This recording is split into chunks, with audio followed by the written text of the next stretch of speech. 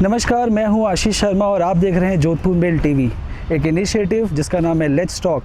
और इसी के चलते आज हम आए हैं जोधपुर पुलिस कमिश्नर से मिलने, मिस्टर जोस मोहन से।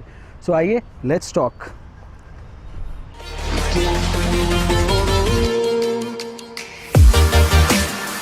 Sir, welcome to our show let's talk. और आज हमारे साथ हैं जोधपुर के police commissioner mister Mohan Jose. आइए हम उनसे सीधी बात करते हैं। सर, सबसे पहले तो मैं आपसे जानना चाहूँगा कि शहर में जो कोविड की सिचुएशन है उसके बारे में आपकी क्या राय है? जोधपुर शहर में कोविड केसेस काफ़ी रिपोर्ट हो रहे हैं। पॉजिटिव केसेस हर रोज़ 200 से ऊपर, लगभग अधिकतर दिनों में 200 से ऊपर आ रहे हैं। मुख्य रूप से ये इसलिए हो रहा है, टेस्टिंग ज़्यादा किया जा रहा है। राजस्थान में सारे डिस्ट्रिक्ट से यदि देखा जाए तो जोधपुर में सबसे ज़्यादा टेस्टिंग किया जाते हैं, जयपुर से भी ज़्यादा टेस्टिंग यहाँ किया जाते हैं। हाँ, ये एक मुख्य कारण है, पर इसके साथ साथ ये बात भी सच है, जोधपुर में काफ़ी कोविड पॉजिटिव केसेस है। इसको देखते हुए हमारे को ज़्यादा सतर्क रहना चाहिए। जो सरकार द्वारा दिया गया मार्गदर्शन है, दिशा निर्देश है, उसका बिल्कुल सख्ती से पालना भी किया जाना चाहिए। सर, हम लॉकडाउन की बात करते हैं जो अभी इम्पोज हुआ है रात को 8 बजे के बाद, जिसमें काफ़ी खासी नाराज़गी है शहर वालों की कि शॉप्स को क्लोज़ किया जाता है, बट ट्रैफिक ऐसे का ऐसा ही वहाँ शहर में दिखता है। हर जगह आपको 7:30 पौने 8 बजे के बाद जाम दिखते हैं। तो इस पे आपकी क्या प्रतिक्रिया है कि अगर लॉकडाउन मीन्स लॉकडाउन, सो सड़कें भी उस हिसाब से फिर एम्प्टी रहनी चाहिए, ऐसा लोगों का कहना है? इसमें आपको ध्यान होगा, जो मार्च में सेकंड हाफ में 25 तारीख के आसपास, 20 तारीख के बाद हम लॉकडाउन 1 में गए, फिर नेक्स्ट स्टेज ऑफ लॉकडाउन गया, उससे फिर अगले स्टेप लॉकडाउन गया है। अब जो अनलॉकिंग वाला प्रक्रिया चल रहा है, क्योंकि कोविड एक नया बीमारी था, लोगों को इसके बारे में जानकारी नहीं था, इसको कैसे रोकथाम, कैसे इसको प्रभावी तरीके से रोका जा सकते हैं, इसके बारे में किसी जानकारी नहीं था। इसलिए शुरू में 100% हम लॉकडाउन किया गया है, सख्ती किया गया है, जनता को बताया है ये कैसे करना है, क्या करना है। उसके बाद अभी जो धीरे धीरे अनलॉकडाउन हो रहे हैं, इसका मतलब ये है कि जनता का जो अवेयरनेस देना है वो एक बार तो दे दिया है। इसके बाद जनता अपने आप को सुरक्षा करना चाहिए, आत्मनिर्भर होना चाहिए, उनको समझना चाहिए सरकार द्वारा जो दिशा निर्देश दे रहे हैं, जो राज्य सरकार से हो या हमारा जोधपुर का जो लोकल अधिकारी है, ये अपने लिए आदेश जारी नहीं किया है 8 बजे बाद हमारे यहाँ नाइट कर्फ्यू होना चाहिए। जनता के हित में है। यहाँ कोरोना बढ़ रहे हैं, इसको किसी न किसी तरीके से संक्रमण ज़्यादा नहीं हो, इसके एक बार चेक किया जाए, इसी मकसद से है। हाँ, ये बात सही है, हमने 8 बजे बाद जो रात्रि कर्फ्यू रखा है उसमें कई सारे, क्योंकि इकोनॉमिक एक्टिविटीज़ भी चलते रहना चाहिए, लोगों का आय का जितने भी कम प्रभावित हो उतना अच्छा है। इस सोच से कई सारे एजेंसीज़ को, धंधे को, कई सारे चीज़ को उसमें छूट भी दे रखा है, इसलिए कुछ एक गाड़ी भी दिखता है। पर इसके साथ साथ दुर्भाग्य की बात ये कि कई लोग इसका नाजायज़ फ़ायदा उठाते हैं, झूठ बोलते हैं, बिना मतलब भी बाहर घूमना है, निकलना है, तब बताते हैं कि मेरा इमरजेंसी केस है या मैं इस इंडस्ट्री में काम करता हूँ, इस एसेंशियल सप्लाई से जुड़ा हुआ है, इस बहाना बना के भी चलते हैं। यदि पुलिस के नज़रिए से देखें तो हम कितने लोगों से उलझेंगे, उनका झूठ खोलना हमारा काम नहीं है। हमारा जवान भी आप देख रहे हैं कितने लोग संक्रमित हो रहे हैं, वो थोड़ी चाहेंगे सड़क में किसी से उलझ के वो संक्रमित हो जाएं। अब रीसेंट बात है, डांगियावास थाने में बड़े प्रतिबंधित बोर का हथियार जो बना रहे थे, उस आदमी को जो पुलिस ने पकड़ा है, नतीजन उनमें से 5 हथियार बरामद हुआ है, 5 बदमाश पकड़े हैं, उनमें से एक आदमी कोरोना पॉजिटिव था।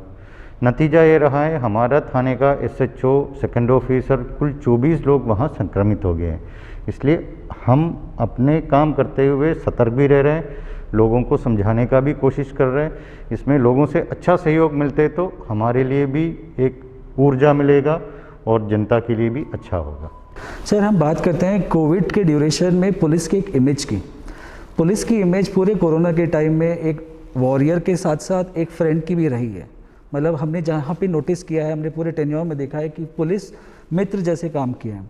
क्या वो इमेज हम मेंटेन कर पाएंगे, उसके लिए कोई हमने कुछ इस तरीके से प्लानिंग किया है कि ये इमेज स्टेट रहे थ्रू आउट द टेन्योर? बिल्कुल, हमारा ये कोशिश है ये कि, और पुलिस ने इस दौरान कुछ अलग ऐसा नहीं है कि कोई अलग ही काम किया है।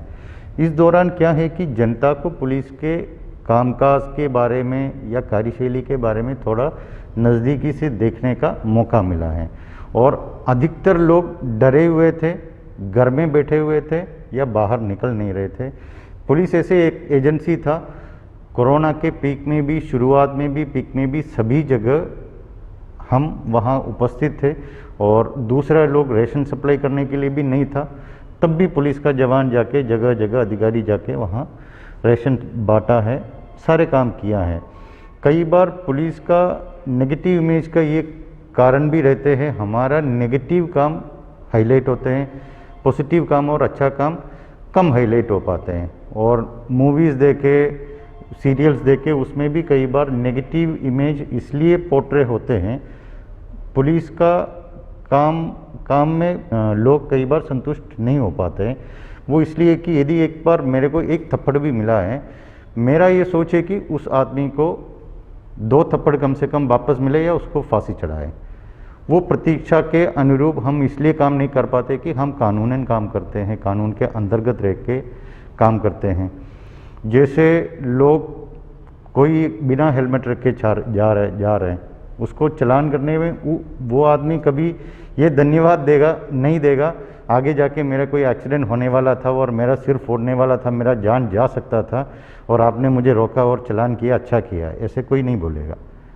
इसलिए हमारा काम में काफ़ी नेगेटिव काम है, लोगों का जो स्वतंत्रता है उसको रोकने का काम है, इसलिए एक नेगेटिव इमेज बन जाते हैं। कोरोना काल में जो हमारा पॉजिटिव काम है या अच्छा कार्रवाई है, उसको मीडिया के तरफ से, अलग एजेंसी के तरफ से अच्छे तरफ से प्रोजेक्ट किया है, इससे निश्चित रूप से एक पॉजिटिव इमेज मिला है और हमारा उम्मीद यही है कि इसको आगे भी लेके जाएंगे। सर, अभी हमने देखा है कि कोरोना के टाइम में due to unemployment cyber crime cases में बहुत ज़्यादा इंक्रीज़ हुआ है, सो इसकी रोकथाम के लिए आप कुछ बताना चाहेंगे? साइबर क्राइम आज के दिन एक आम बात हो गया है और उसका मुख्य कारण ये है कि किसी भी इंसान के पास देखो ऑनलाइन बैंकिंग का सुविधा या बैंक अकाउंट तो लगभग हर एक के पास है, उनमें से मोर देन 50% के पास ऑनलाइन बैंकिंग है और मोबाइल लगभग 90-95% लोगों के पास है। इस कारण से जो कंप्यूटर या कंप्यूटर रिलेटेड इक्विपमेंट्स हर एक इंसान के पास हैं। अपराधियों के तरफ से देखा है तो ये एक वरदान है उनके लिए, उनको अपने पहचान छुपाने का इससे बढ़िया और कोई जगह है नहीं। आप कोई भी नाम ले लो, किसी भी जगह बैठो, आप दुबई में बैठ के कह सकते हैं कि मैं बासनी में बैठा हुआ है, आप नाइजीरिया में बैठ के कहेंगे मैं जयपुर बैठा हुआ है।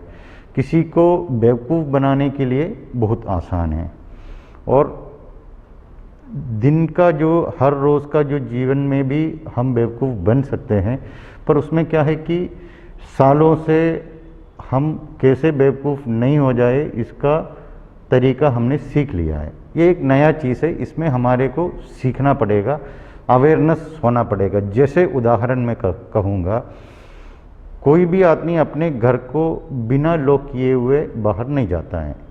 अपना बस स्टैंड में खड़े हैं, कोई अपने पर्स जो कुर्सी में रखे दूसरा दुकान में चाय पीने के लिए या बाथरूम में नहीं जाएगा, रखे तो ज़्यादा से ज़्यादा रूमाल रखे जाएगा।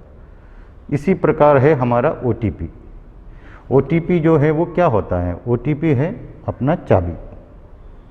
कई बार फ़ोन करके कोई किसी पूछते हैं आपका OTP क्या है, मुझे इस कारण से आपका OTP चाहिए, तुरंत हम बता देते हैं मेरा OTP फला फला फला फला है। अपने घर का चाबी जैसे चीज़ दे दिया है, उसके बाद आपका खाते से पैसा निकल गया है, आपका कार्ड से पैसा निकल गया है, उसमें फिर क्योंकि हम ये साइबर क्राइम या कंप्यूटर रिलेटेड चीज़ अभी नया है, लोगों में जागरूकता और बढ़ने का ज़रूरत है, टेक्नोलॉजी से रिलेटेड है। इसलिए आम जीवन में जैसे हम सुरक्षा का चीज़ें अपनाते हैं उसी तरीके से हमारे को समझना पड़ेगा। ये कोई कॉम्प्लिकेटेड चीज़ नहीं है। जैसे मैंने चाबी और OTP एक बताया है, उसी प्रकार हम यदि खिड़की खोल के बाहर चले जाते हैं या दरवाज़ा खोल के बाहर चले जाते हैं, फिर चोर अंदर घुसे तो किसी को दोष कहने से कोई मतलब नहीं है। ऐसे हम पासवर्ड किसी को पूछने पे दे देते हैं या किसी किताब में लिख के छोड़ देते हैं। अब कई बार एटीएम का थेफ्ट इसलिए होते हैं कि एटीएम कार्ड में ही हम उसका पिन नंबर लिख देते हैं और एटीएम कार्ड किसी के हाथ में मिल गया है, वो तो फिर हाथों अपने पैसा देने का बराबर है। इसलिए थोड़ा सा सतर्क रहने का ज़रूरत है।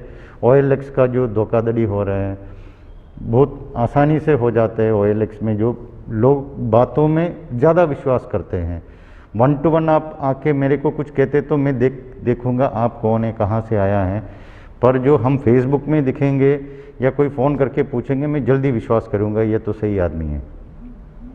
ये आपको सतर्क रहना पड़ेगा। सर हम बात करते हैं विमेन सेफ्टी की। अलग अलग टाइम पे अलग अलग तरीके से ड्राइव चली हैं, उनके अवेयरनेस को लेके, उनकी सिक्योरिटी को लेके अलग अलग हेल्पलाइंस हैं, उसके बारे में आपका कुछ कहना है सर? अभी दुनिया में पूरा कारोबारी रीति रिवाज, रहने का तरीका, महिलाओं का भागीदारी, उनका पढ़ाई सब बदल रही है। ये पिछले शायद 50 साल या पिछले 10-20 साल लेके तो काफ़ी परिवर्तन आ रहे, काफ़ी बदलाव आ रहे हैं। इसी के साथ साथ महिलाओं के साथ महिलाओं को जैसे पहले जितने स्वतंत्रता आज के दिन है उतना पहले के ज़माने में नहीं थी। उनका जिम्मेदारियां अलग थी। अब बराबरी का जिम्मेदारियां कई बार आगे समाज का जो पुरुषों से तुलना में कई बार ज़्यादा जिम्मेदारियां भी वो लेती है। इसके साथ साथ उनके साथ अपराध भी घटित हो रहे हैं और उनका कोई ना कोई वीकनेस है, उसको एक्सप्लॉइट करने का भी लोग कोशिश करते हैं, उनको बेवकूफ़ करने की भी कोशिश करते हैं, उनके ऊपर ज़बरदस्ती करने का भी कोशिश करते हैं। इन अपराधों को रोकने के लिए, प्रभावी ढंग से रोकने के लिए एक तो समाज का सोच में भी बदलाव आना चाहिए और दूसरा जैसे हम एनफोर्समेंट एजेंसी है, पुलिस के तरफ से अच्छा रिस्पॉन्स हो। आपने जैसे बताया है कि एक नंबर है जो हेल्पलाइन नंबर से महिला डेस्क थानों में खुले जाते हैं।